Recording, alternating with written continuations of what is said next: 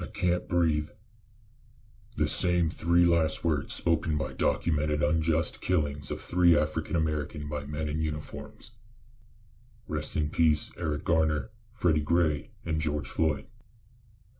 The great Dr. King Jr. said rioting is the voice of the unheard. And through history, we've learned that rioting and looting are legitimate and profound forms of protest against a system that values goods and services over human life. We knelt peacefully, watched our fathers, sons, cousins, and brothers get murdered, and nothing's changed. We've been begging for change because we can't keep living under this type of oppression.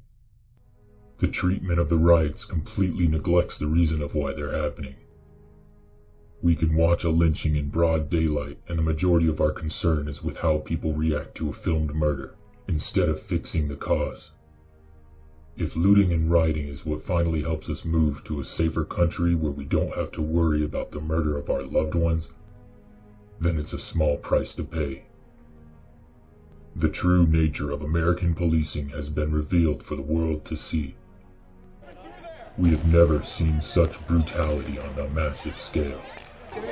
Such oppression makes us think we've never actually moved forward. They don't care if you're peaceful. They don't care if they're on camera. They'll make you out to be as vicious as ever.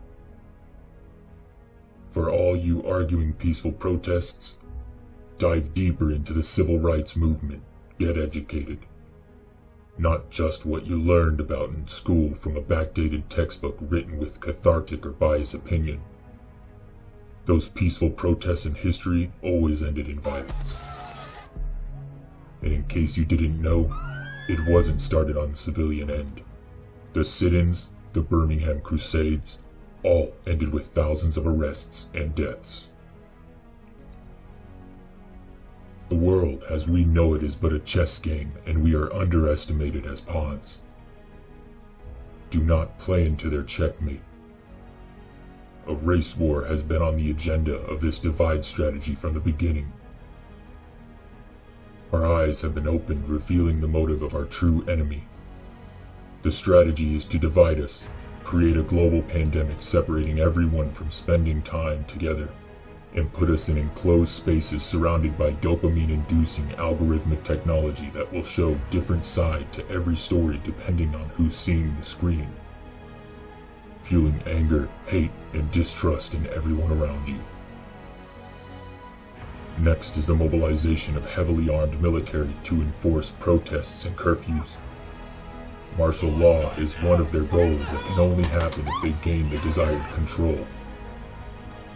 In this game of chess, white strikes first.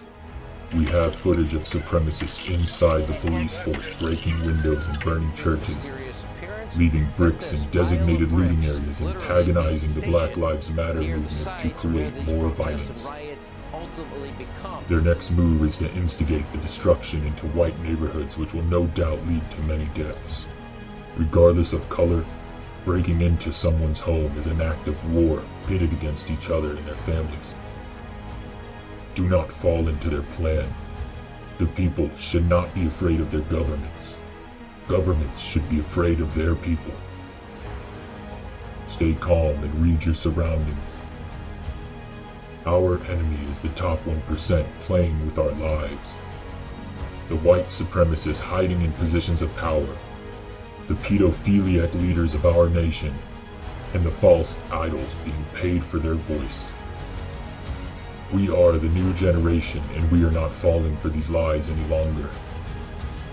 If you open your hearts and eyes, close the media, you will see that people of every color in every nation are coming together to fight our enemy. For all of you on the front lines, if we back down now, they will win, and the world will revert back to the nation we know is wrong. Standing together is standing strong. Let us fight for justice, fight for the human heart, and above all, remember, we are masters of our fate, and the time is always right to do what is right. This is InvictUS. Change is coming.